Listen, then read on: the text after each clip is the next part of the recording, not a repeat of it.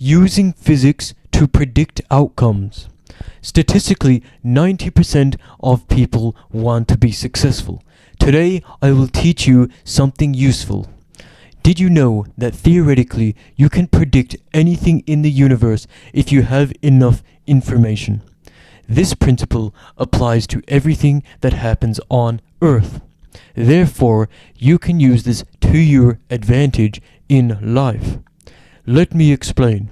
According to the laws of physics, everything in motion stays in motion, and no energy can be created or destroyed.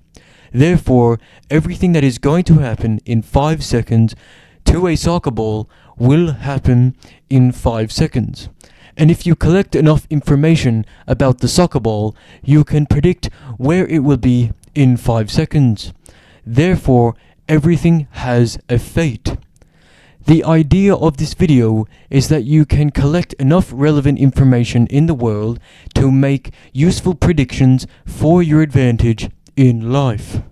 For example, government policies, when the price of gold will increase and by how much, if Trump was going to be elected, if Vladimir Putin will continue invading Ukraine, or whether or not World War III will happen, etc.